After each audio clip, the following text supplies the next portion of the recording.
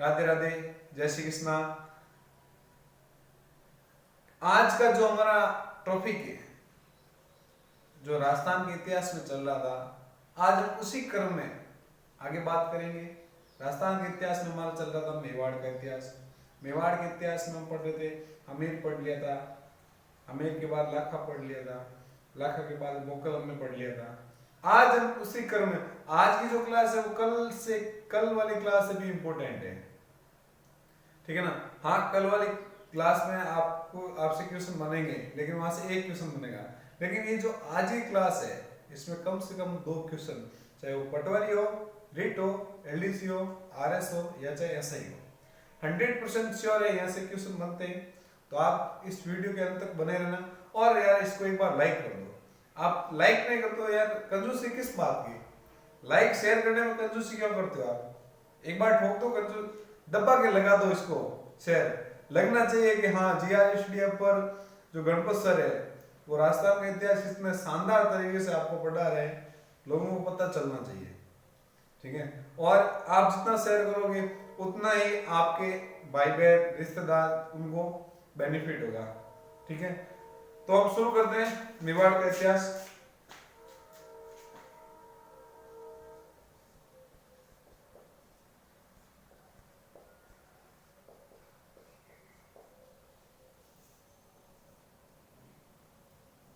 मेवाड़ का इतिहास, ठीक है। मेवाड़ का इतिहास एक बार आपको मैप बता देता हूँ। ये हमारा राजस्थान की आकृति कैसे, पतंग का। हमें ये समझना कि हमारा राजस्थान है। मैप सही ढंग से नहीं बन रहा है तो आप ये मत सोचना कि सर मैप नहीं बना आता है। मैप उसी को आता है जो ज्योग्राफी का स्टूडेंट होता है, ज्योग्राफी का टीचर होता है, ठीक है ना। तो हम बात करें आज किसकी, कुंभा की, ठीक है। इससे पहले हमने बात की थी सिसोदिया वंश का संस्थापक कौन है, हमीर। हमीर का पुत्र खेता, खेता का पुत्र लाखा, लाखा का पुत्र मोकल, मोकल का पुत्र कुंभा, कुंभा का पूरा नाम कुंभकर्ण, ठीक है।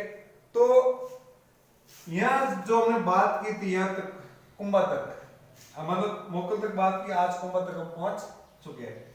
मेवाड़ में सबसे इंपॉर्टेंट बात है कि मेवाड़ में जो शासक प्रसिद्ध हुए थे उनका जो क्रम है वो दादा पोता का क्रम है। अब आप पूछोगे सर दादा पोता का क्रम कैसे, तो देख लो। हमीर, हमीर का पोता कौन है, लाखा। हमीर प्रसिद्ध था, इसके बाद इसका पोता लाखा। लाखा का पोता कौन है, कुंभा। कुंभा का पोता सांगा, सांगा का पोता प्रताप। तो प्रताप का दादा कौन है, सांगा। सांगा का दादा कौन है, कुंभा। कुंभा का दादा कौन है, लाखा। लाखा का दादा हमीर। तो यहां पर दादा पोता प्रसिद्ध है। कौन है, दादा पोता। कहां पर, मेवाड़ के इतिहास में। हमीर देव की बात करें, हमीर देव के 2-3 नाम है जो आपको याद रखने ही होंगे। खेता, खेता के दासी पुत्र ने हत्या कर दी थी। ये लाखा, लाखा भाग्यशाली व्यक्ति था। 3 चीजें हुई थी इसके काल में, कौन कौन सी, एक बार रिपीट कर लो। एक तो जावर में जो एशिया की सबसे बड़ी चांदी की खान मिली थी, ठीक है। फिर पिछोला झील। तीसरी वेरी इंपॉर्टेंट बात है जो मैंने पिछले वाले वीडियो में नहीं बताई थी, लेकिन आज इस वीडियो में बता रहा हूं कि लाखा की जो तीसरी इंपॉर्टेंट बात है वो क्या है कि लाखा ने एक बार आक्रमण किया था तारागढ़ दुर्ग पर। किस पर, तारागढ़ दुर्ग पर। तारागढ़ कौन सा, अजमेर वाला नहीं, ये तारागढ़ है बूंदी। तारागढ़ क्यों भाई, तारे की आकृति का दुर्ग होगा ये, ऐसे ऐसे बनता ना तारा, देख लेना, ठीक है। तो तारागढ़ दुर्ग पर यह आक्रमण करता है। कौन? लाका तारागढ़ दुर्ग पर आक्रमण करता है, लेकिन किसी कारणवश इस तारागढ़ दुर्ग को जीत नहीं पाता है। क्या नहीं कर पाता है? जीत नहीं पाता है। तो इसने एक सौगंध खा ली थी कि जब तक मैं तारागढ़ दुर्ग को नहीं जीत पाऊंगा तब तक मैं खाना नहीं खाऊंगा। दोस्तों एक बात याद रखना, ये सौगंध खाना, प्रतिज्ञा करना, ये सारे के सारे हमें कहाँ मिलते हैं? मेवाड़ के शासकों में मिलते हैं। कैसे बताऊं आपको? इसने प्रतिज्ञा कर ली कि तारागढ़ दुर्ग को मैं जब तक नहीं जीत पाता हूं तब तक मैं खाना नहीं खाऊंगा। तो जीत नहीं पाया। अब लाका को लग रही है भूख। इनके जो सेनापति थे इन्होंने समझाया, लेकिन इन्होंने बोला कि मैंने प्रतिज्ञा कर रखी है। तो एक व्यक्ति था वहां पर, तो उसने कहा सर क्यों ना आप चित्तौड़ के किले के नीचे आप तारागढ़ दुर्ग का निर्माण करो मिट्टी का, और उसके बाद इसको नष्ट कर दो। ठीक है, तो आपको सिर्फ तारागढ़ दुर्ग को नष्ट करना है, तो आप इसको मिट्टी का बना के नष्ट कर सकते हो। तो इन्होंने भी ऐसा किया, चित्तौड़गढ़ दुर्ग के नीचे तारागढ़ दुर्ग का निर्माण करवाया, और वहां पर हाड़ा चौन वंश का एक व्यक्ति को उस दुर्ग की निगरानी मतलब सौंप दिया था कि हम आक्रमण करेंगे और आप वापस सामने से अटैक करना। लेकिन इस व्यक्ति को रखा था, इसका नाम था कुंभकर्ण। इसको जब ये दुर्ग सौंपा गया तो पता नहीं ऐसा क्या हुआ था, इसके अंदर वो भक्ति जाग गई थी कि ये जैसे मैं ही इस दुर्ग की रक्षा कर रहा हूं। ठीक है, तो ये अपने मतलब पूरे होश हवास में और वीरता के साथ कुंभे का सामना किया था। ठीक है, और कहा जाता है 150-200 आदमी मारे गए। ठीक है, तो ऐसा इस प्रकार से तारागढ़ दुर्ग को इसने नष्ट किया था, और फिर इन्होंने अपनी प्रतिज्ञा पूरी की थी। तो आपको एग्जाम में पूछ लिया जाएगा कि मेवाड़ के किस शासक ने मिट्टी का दुर्ग बनाकर अपनी प्रतिज्ञा को पूरी की थी? तो वो होगा कुंभा। और दुर्ग के बारे में पूछ लिया जाएगा तो वो है तारागढ़। तारागढ़ दुर्ग को मिट्टी से बनाकर नष्ट करने वाला शासक कौन है? कुंभा। ठीक है, तो अब ये तो बात हो गई। अब हम बात करेंगे आगे।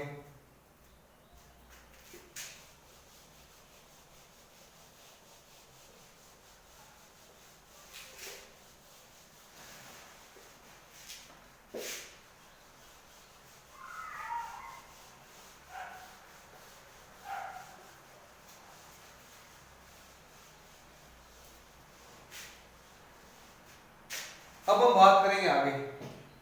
अब वेरी इंपॉर्टेंट चैप्टर हमारा शुरू हो रहा है। तो ये है राजस्थान।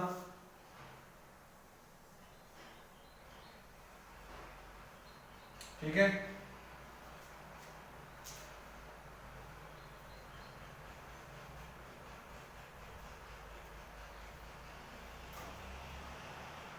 ये हमारा राजस्थान। यहां पर है कुंभा।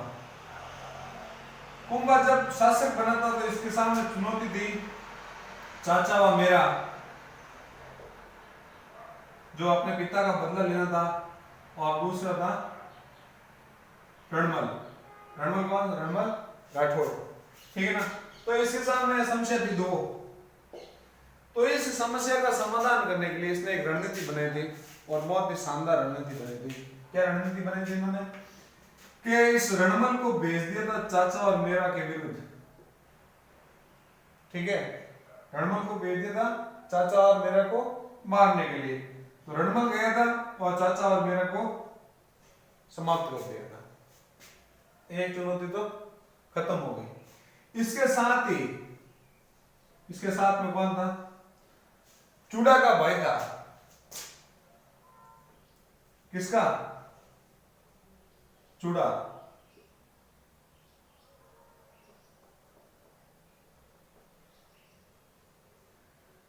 चूड़ा का भाई था, क्योंकि चूड़ा ने मेवाड़ छोड़ दिया था, वो एमपी चला गया था मांडू।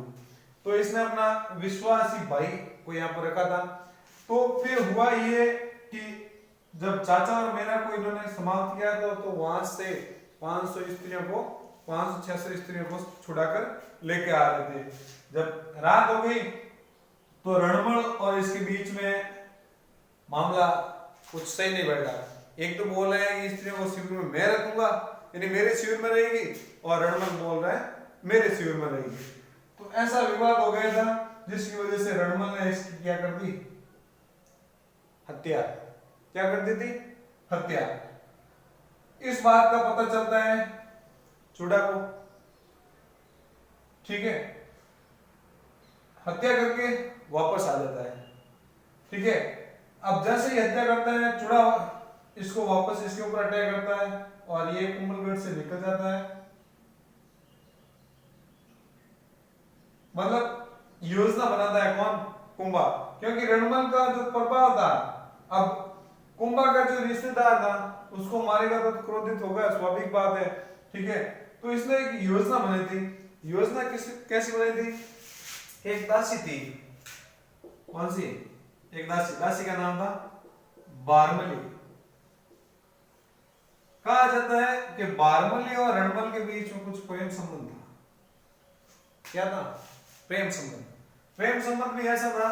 तो एक बार क्या हुआ था कि जब रणमल मेला में इंतजार कर रहा था, देखिए इंतजार बड़ा खतरनाक किस्सा होता है। इंतजार, चाहे इंतजार 5 मिनट का करो या 10 मिनट का करो या 1 घंटे का करो, इंतजार बहुत ही खतरनाक किस्म का होता है। आपको बोल दे कि हम 5 बजे वहां आ रहे हैं, जैसे मान लो कि 5 बजे हम जोधपुर के किसी गार्डन में या जो भी फेमस गार्डन है वहां हम आपसे मिलने आ रहे हैं, आप तैयार होके चले जाते हो 4:30 और वहां बार बार फोन देख रहे हो, टाइम देख रहे हो, घड़ी निकाल रहे हो, क्योंकि आपको उससे मिलने के लिए बहुत उत्साहित हो आप किसी नई चीज की ओर, ठीक है ना।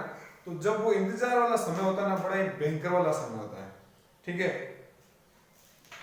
तो रणमल भी मेला में इंतजार कर रहा था, किसका, बारमली का।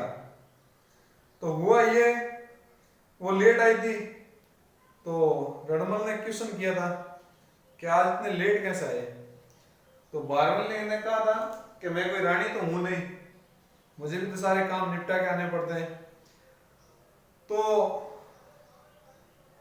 रणमल ने कहा क्या पता ये भी आपका सपना पूरा हो जाए, ठीक है, क्योंकि उस समय जो प्रभाव था चित्तौड़ में रणमल का चल रहा था, ठीक है। तो ये बात रणमल बारमली को बोलता है। बारमली जाती है किसके पास, कुंभा की माता सौभाग्यवती। सौभाग्यवती को जाके ये बोलती है, स्वामी भक्त थी ये, कि रणमल ने मुझे ऐसी ऐसी बात कही थी, ठीक है ना। तो माता कुंभा को कहती है कि तुम क्या हो जाता, सचेत हो जा, किससे, रणमल से। तो कुंभा ने एक प्लान बनाया था कि इस बारमली को कहा था कि जो रणमल है वो क्या था, शराब का शौकीन था, बड़ा शराब का शौकीन। हर कोई व्यक्ति होता है आजकल तो, और ये पता नहीं शराब क्या चीज है, मेरे तो समझ से बाहर है।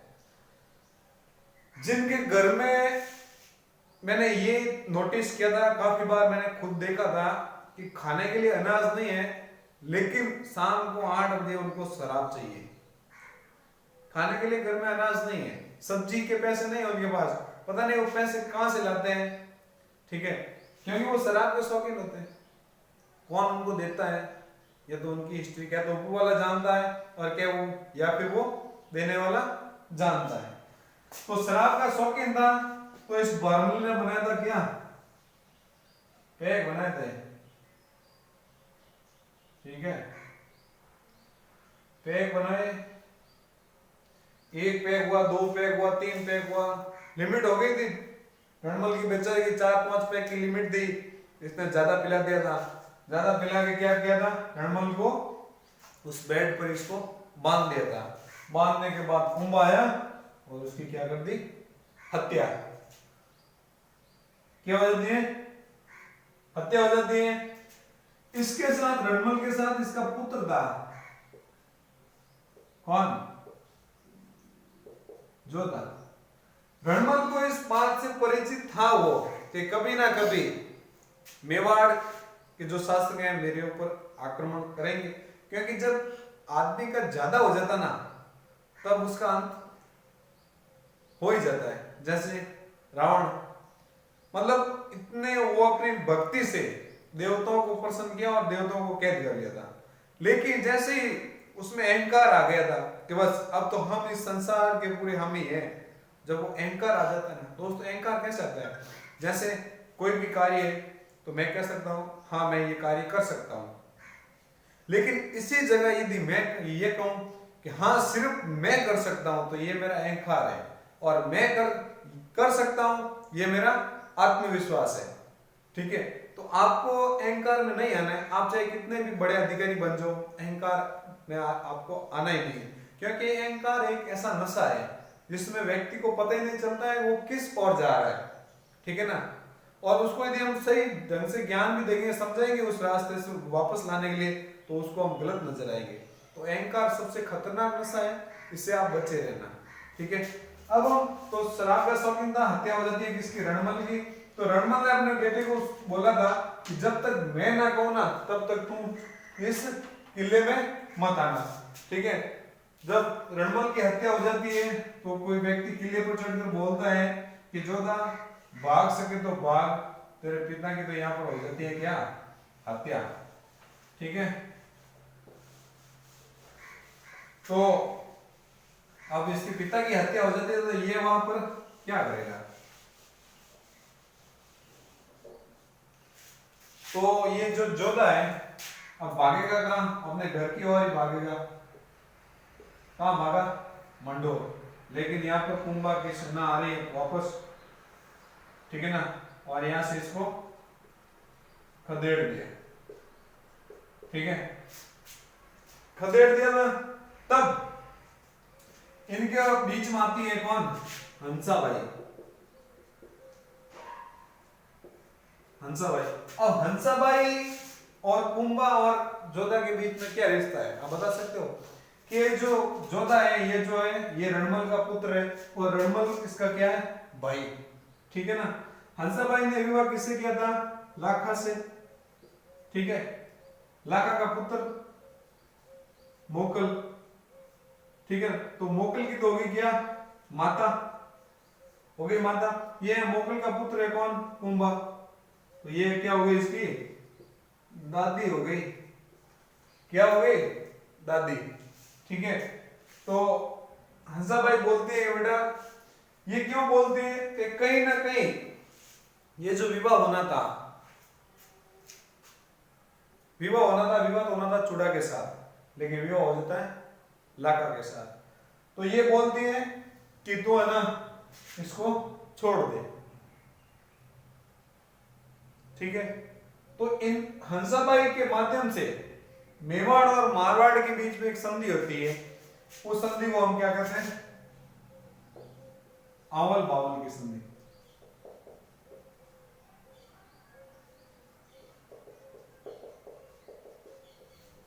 आवल बावल की संधि, इसी संधि को कहते हैं मारवाड़ मेवाड़ की संधि। इसी संधि को हम कह सकते हैं राव व सिसोदिया के बीच संधि, क्योंकि ये सिसोदिया वंशज के थे और जोधपुर के थे वो राव वंशज के थे, राठौड़। तो राठौड़ और सिसोदिया वंशज। ठीक है, राठौड़ और सिसोदिया के बीच में ये संधि हो जाती है। ठीक है, और ये संधि कब होती है, 1453 ईस्वी में। कब होती है, 1453 ईस्वी में। काफी बार अवल बावल की संधि के बारे में क्वेश्चन आ चुका है। ठीक है, तो आप इसको अच्छे से याद करना, समझना है आपको अवल बावल संधि ना देकर पूछ लिया जाए कि मेवाड़ मारवाड़ की संधि कब हुई थी, तो मेवाड़ और मारवाड़ की संधि कब हुई थी, 1453 में। फिर इनके बीच संधि हो जाती है, तो वापस और इनके बीच में क्या वापस संबंध बनते हैं, तो संबंध क्या बनते हैं, वैवाहिक संबंध बनते हैं। तो जोधा की पुत्री है, इसका संबंध हो जाता है कुंभा के भाई के साथ, विवाह हो जाता है। ठीक है, और आपस में रिश्ते बन जाते हैं। तो ये थी मारवाड़ और मेवाड़ की संधि। फिर इसी संधि के तहत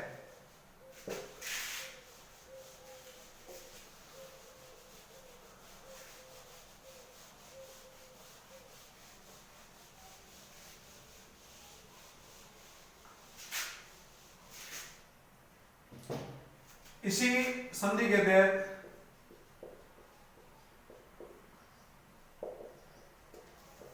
मारवाड़ व मेवाड़ की सीमा का निर्धारण होता है। निर्धारण कैसे होता है कि जहां पर खेजड़ी के वृक्ष होंगे ना, वहां तो है मेवाड़ मारवाड़, और जहां आम के वृक्ष शुरू होंगे थे वहां मेवाड़ है। तो खेजड़ी तक मारवाड़ और फिर मेवाड़, ठीक है ना। तो ये सीमा का निर्धारण किस संधि के तहत हुआ था? आवल बावल संधि के तहत हुआ था। और कब हुआ था? 1453 ईस्वी में। अब हम आगे बढ़ेंगे। संधि हो जाती है, चाचा मेना रणमल की समस्या समाप्त हो जाती है। अब चाचा मेरा के पुत्र होते हैं, वो भी विद्रोह करते हैं, क्योंकि उनके अपने पिताजी की जो हत्या की थी वो भी दासी पुत्र थे। तो एक बार फिर से राजस्थान का मैप की ओर बढ़ते हैं हम। मैप सही ढंग से नहीं बन रहा है, सबसे बड़ी प्रॉब्लम है। तो यहाँ पर एक कुंभा के समकालीन गुजरात के शासक कौन थे? कुतुबुद्दीन, ठीक है। और यहाँ पर है महमूद खिलजी।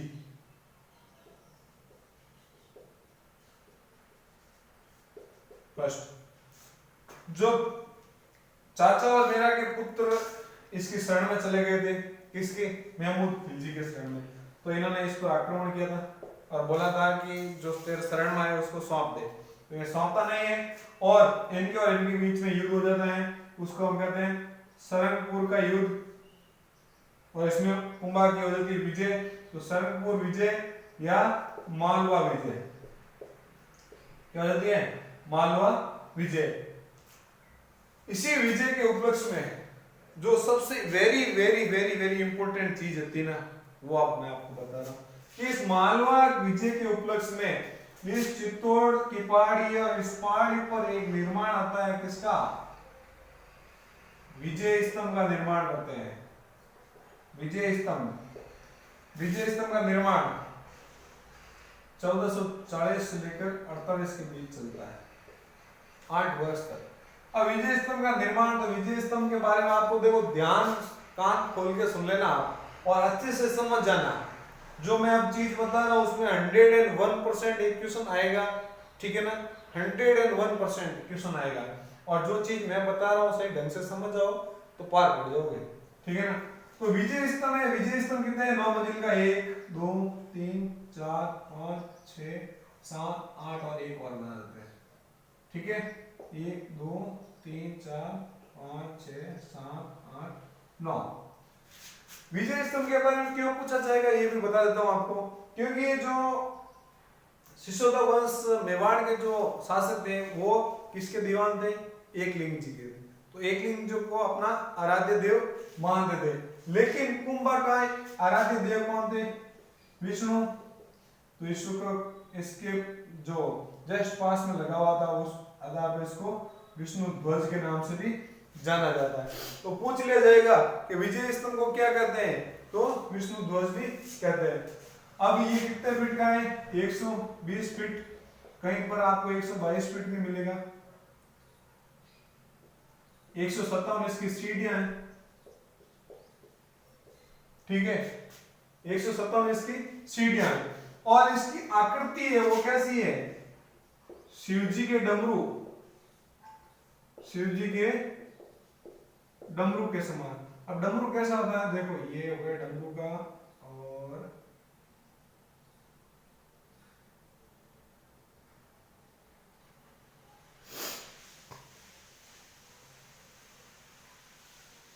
ये शिवजी का डमरू, ठीक है ना। तो ऐसी की ऐसी आकृति है, मतलब ऊपर से थोड़ी चौड़ाई बीच में आके ऐसा संकरा हो जाता है, फिर वापस इसकी चौड़ाई हो जाती है, ठीक है। तो ये शिवजी के डमरू के समान है। पूछ लिया जाएगा एग्जाम में शिवजी के डमरू के समान कौन सी आकृति है? तो वो है विजय स्तंभ। कितने फीट कितने मंजिल का है? 9 मंजिल का है, ठीक है ना। और 120 फीट, कहीं पर 122 फीट भी मिलेगा आपको। 157 सीढ़ियां। अब इस पर तीसरी मंजिल पर 9 बार क्या लिखा होता है? अल्लाह। ठीक है, इस विजय स्तंभ में बहुत सारी मूर्तियां हैं, तो मूर्तियों का अजैबघर, ठीक है ना, मूर्तियों का अजैबघर किसको कहते हैं? विजय स्तंभ को। लेकिन इस 8वीं मंजिल पर कोई भी एक भी मूर्ति नहीं है, ठीक है ना। अब जो हमारा राजस्थान पुलिस का लोगो है ना, कहां पर लगता है लोगो? कैप के ऊपर नहीं, जो कंधे के ऊपर लगता है ना, ठीक है ना। तो राजस्थान पुलिस का, राजस्थान पुलिस का प्रतीक चिन्ह, प्रतीक चिन्ह, और माध्यमिक शिक्षा बोर्ड का भी ये प्रतीक चिन्ह है, माध्यमिक शिक्षा बोर्ड, ठीक है। तो आपको पूछ लिया जाएगा कि माध्यमिक शिक्षा बोर्ड का प्रतीक चिन्ह कौन सा है? तो विजय स्तंभ है, ठीक है। अब इस इमारत का निर्माण मतलब इंजीनियर कौन थे? तो आपको 3-4 नाम याद रखने हैं, जेता, पेमा, नापा और पुंजा। सबसे इंपोर्टेंट मुख्य था वो था जेता, फिर पेमा, नापा और पुंजा, ये तीनों इसके सहयोगी थे और ये मुख्य इंजीनियर था, ठीक है ना। तो पूछ लिया जाएगा कि विजय स्तंभ का जो वास्तुकार कौन था, ऐसे क्वेश्चन आ सकते हैं, काफी बार पूछा है, ठीक है ना, कि वास्तुकार कौन था। तो ये हो गया हमारा विजय स्तंभ, ठीक है ना। अब हम इसी के साथ एक आपका जो भ्रम है, कंफ्यूज है, वो मैं अभी आपको दूर करता हूं, ठीक है ना।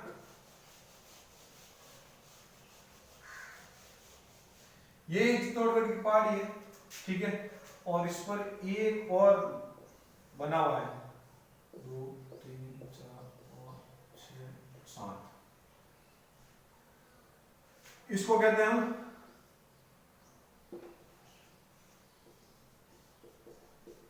कीर्ति स्तंभ।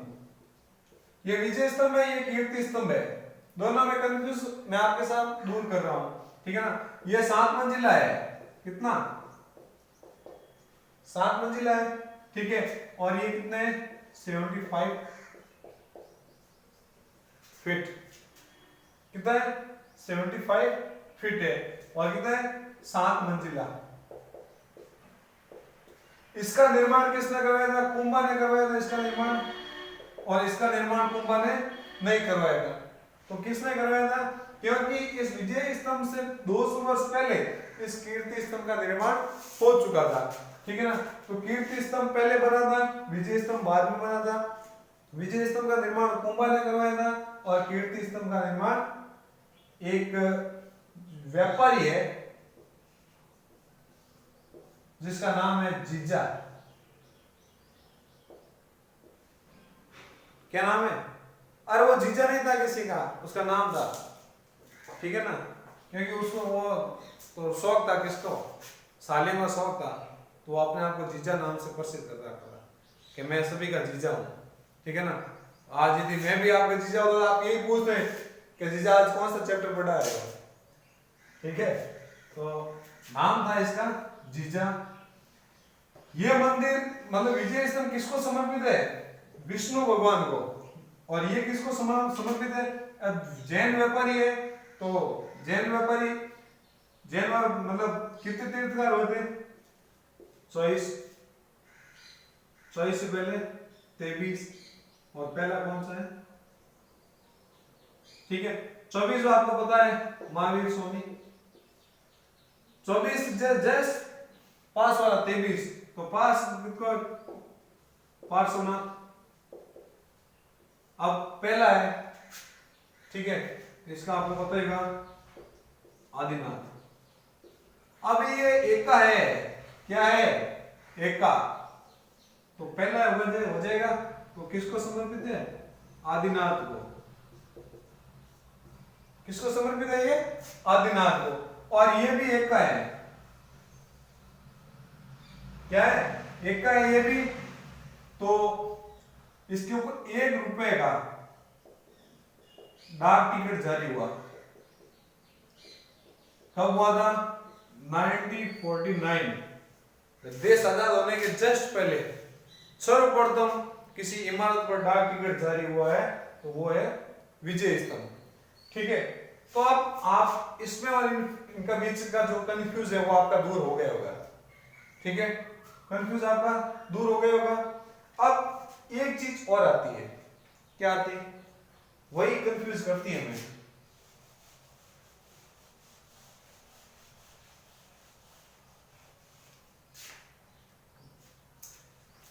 कीर्ति स्तंभ प्रशस्ति, कीर्ति स्तंभ प्रशस्ति,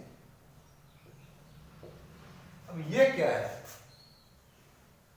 तो अब मैं आपको बता देता हूं, कीर्ति स्तंभ प्रशस्ति, ये जो विजय स्तंभ है, इस विजय स्तंभ की 9वीं मंजिल पर लिखवाया गया है। 9वीं मंजिल पर लिखा गया है। किसने लिखा था? अत्रि और महेश ने। और काफी बार, एक बार पिछला जो पटवारी का पेपर आया था उसमें अत्रि और महेश नाम देकर एक नाम दे दिया था, अभी कवि। याद रखना, वेरी मोस्ट इंपोर्टेंट है। ठीक है ना, आपको अत्रि और महेश नाम देखकर आपको दे दिया जाए कि अभी कवि, तो आपको अभी कवि राइट करना है। फिर आपको सर अभी कवि तो दूर दूर था ही नहीं सर, हम कैसे राइट करें? और तो भैया आपको याद रखना है कि अभी कवि अत्रि और महेश दोनों को संयुक्त रूप से कहा गया है। ठीक है, तो 9वीं मंजिल, विजय स्तंभ की 9वीं मंजिल पर लिखा गया है वो है कीर्ति स्तंभ लेके। और इसको, इस कीर्ति स्तंभ को हम, ये जैन धर्म से संबंधित है, तो इसको हम जैन कीर्ति स्तंभ के नाम से भी जान सकते हैं। ठीक है, आपका कंफ्यूज हो गया दूर, सारा कंफ्यूज। ठीक है, तो ये था। अब हम नेक्स्ट बात करेंगे आगे। कैंसिल करो इसको, कितना टाइम हुआ? तो एक, फिर हम वापस कुंभा की ओर बढ़ते हैं। यहां से 1 नंबर का क्वेश्चन आपका 100% श्योर है। ठीक है, और आप सब वीडियो देख रहे हो तो इसको लाइक कर दो यार एक बार। और लाइक करने में कंजूसी मत किया करो, और शेयर करने, यदि आप अपने व्हाट्सएप स्टेटस पर या सोशल मीडिया पर शेयर कर दोगे तो ये आप वीडियो कुछ मांगेगा नहीं। वैसे भी आप इंटरनेट यूज कर रहे हो, सोशल मीडिया यूज कर रहे हो, मुझे पता है। ठीक है ना, क्योंकि सोशल मीडिया के बिना आज कोई, हर कोई व्यक्ति रह ही नहीं सकता। ठीक है ना, क्योंकि प्यार के चौंसले भर के होते हैं आपके सामने। तो आप इसको शेयर कर दो थोड़ा। आप शेयर ऐसे से वीडियो करोगे जब किसी व्यक्ति का वायरल हो जाए, उसको आप बहुत ज्यादा शेयर करते हो। क्यों? वो आपकी कहीं लाइफ में आपके काम आएगा? कहीं नहीं। आपकी लाइफ में काम आएगा, एग्जाम में काम आएगा, तो ये एजुकेशन से संबंधित वीडियो आएंगे। ठीक है ना, आपको नहीं पूछेगा कि आपका कौन सा, आप कभी सैड भरे स्टेटस डालते हो? क्या होता है सैड भरे स्टेटस डालने से? कुछ नहीं होता है। अच्छी चीजें शेयर किया करो, बुरी चीजें उनको अपने आप रोक दो, ताकि वो शेयर होते होते एक दिन ऐसा भी समय आएगा कि उनको शेयर कोई नहीं करेगा और वो बुरी चीजें खत्म हो जाएगी। ठीक है, अब बात करते हैं कुंभा की। फिर से, अब कुंभा की बहुत सारी है उपाधियां।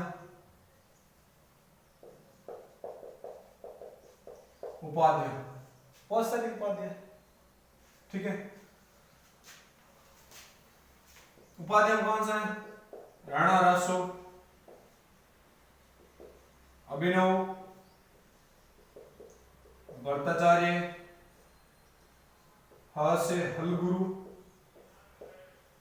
चाप गुरु,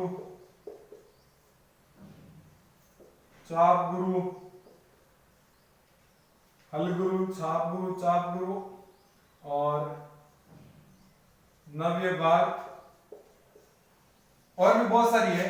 ठीक है ना, कुंभा की उपाधियां बहुत सारी उपाधियां हैं। ठीक है ना, जहां तक मुझे याद है मैंने बता दी, और भी बहुत सारी आप देख लेना। ठीक है, लेकिन इसमें क्वेश्चन कैसा बनेगा कि उपाधि के अंदर जो क्वेश्चन आएगा हमारे सामने वो ये होगा कि निम्नलिखित में से कौन सी उपाधि कुंभा की नहीं है। तो आपको एक ऐसी उपाधि दे रखी होगी जो किसी अन्य किसी शासक की है। प्रसिद्ध शासक की, तो आपको उस पर टिक करना है। ठीक है, तो उपाधि में राणा रासो, रासो ये किसने दी थी? साहित्यकार कवियों का जो है वो क्या बोलते हैं, आश्रय था, आश्रय मतलब अपने दरबार में रहता था। तो फिर संगीत के माध्यम से यदि संगीत के क्षेत्र में, और कुंभा खुद क्या बजाता था? वीणा। क्या बजाता था? वीणा। ठीक है, और कौन वीणा बजाता था? समुद्रगुप्त बजाता था। ठीक है ना। फिर मुगल वंश का जो एक औरंगजेब है वो भी वीणा का शौकीन था, और मुगल वंश में जो अकबर था वो क्या बजाता था? ढोल बजाता था। सबके अलग अलग शौक होते हैं, कुछ भी बजा सकते हैं बजाने में। ठीक है ना। हलगुरु, चाप गुरु छापामार पद्धति से युद्ध करता था, चाप गुरु तीर चलाने में, और नव्य पाठ कीर्ति स्तुति में इसको बताया गया है कुंभा को। तो ये थी उपाधियां। ठीक है ना। अब हम बात करेंगे आगे, तो आप एक बार उपाधियों का स्क्रीनशॉट ले लेना। ठीक है, और साथ में साथ लिखते जाना। लिखने की जरूरत नहीं, हमारी एक ऐसी क्लास है कि आपने 1 से 2 बार इस वीडियो को वापस रिपीट से देख लेना, तो आपको वापस इतिहास पढ़ने की शायद जरूरत नहीं होगी। ठीक है ना। जैसा मैं पढ़ाता हूँ वैसा आप पढ़ते जाओ। ठीक है।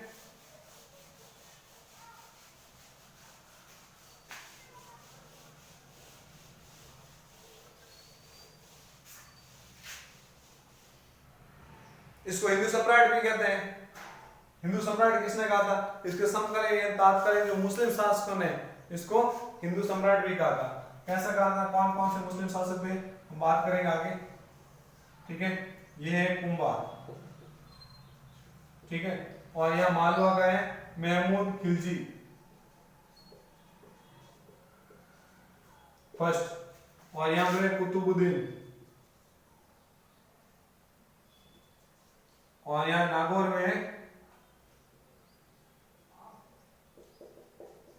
में शम्स खां।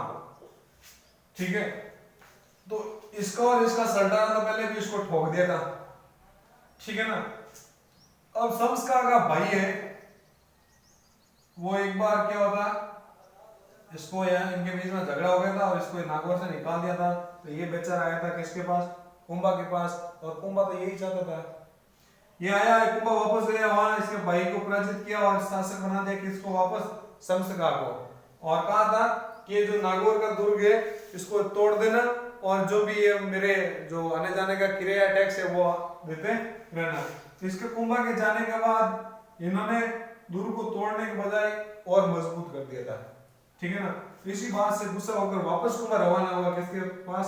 नागौर गया शम्स खां, तो शम्स खां आ गया कुतुबुद्दीन ऐबक के पास। ऐबक के पास आकर इसने योजना बनाई थी कि यार हम मुस्लिम शासक इतने सारे इतने शक्तिशाली है, और ये हिंदू शासक है जो हमारे बीच राज कर रहा है, तो क्यों ना हम सब मिलकर इसके ऊपर आक्रमण करें, और फिर जो मेवाड़ का जो राज्य है वो हम अपने आप में डिवाइड कर लेंगे। इस बात का पता चलता है इसको, कुंभा को पता चलता है जब ये आक्रमण होता है, तो एक साथ आक्रमण होता है, तो एक साथ तक अपन मारने क्या होता नहीं कि दो तो माटी रही भूंडा है, मतलब एक के साथ एक व्यक्ति तो चलता है, लेकिन दो के साथ एक व्यक्ति कभी नहीं चलता है। ठीक है ना।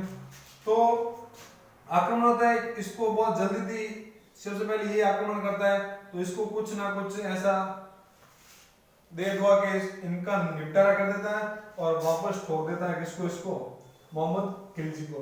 बेचारा दूसरी बार ठोक जाता है किसके हाथों से? कुंभा के हाथों से। तो इस विजय के उपलक्ष्य में इसने कुशाल माता का मंदिर बनवाता है। कुशाल माता का मंदिर कहाँ? भीलवाड़ा में। ठीक है, पहले विजय के उपलक्ष्य पे इन्होंने बनाया था विजय स्तंभ, और दूसरी विजय के उपलक्ष्य में बनाया था कुशाल माता का मंदिर। तो समय हो गया हमारा, आज की क्लास हम यही समाप्त करेंगे। आपको ये क्लास पसंद आई है तो आप इसको ज्यादा से ज्यादा शेयर करो। बहुत जल्द आपके सामने रिट के जो क्वेश्चन आंसर है एनसीईआरटी के शुरू करेंगे हम कक्षा 6 से कंटिन्यू 6, 7, 8, 9, 10, मतलब रिट के लिए बहुत ही उपयोगी क्लास होगी हमारी। क्वेश्चन आंसर निकालते रहेंगे, आपसे लाइव रूबरू होने का मौका में मिल जाएगा, ठीक है ना। और अपने आप को परखने के लिए मैं ये सबसे अच्छा स्टेप है जो शुरू कर रहा हूँ, बिल्कुल निःशुल्क शुरू करूंगा। और आप हमारे सोशल मीडिया फेसबुक टेलीग्राम पर जुड़ जाए, इंस्टाग्राम पर जुड़ जाए, GRSDF नाम से है, ठीक है। और इस क्लास को ज्यादा से ज्यादा शेयर करें और हमारे चैनल को सब्सक्राइब करें। बहुत बहुत धन्यवाद। सब्सक्राइबर कीजिए हमारे चैनल को, साथ ही बेल आइकन का बटन दबाएं ताकि आपको हमारे वीडियो सबसे पहले मिले।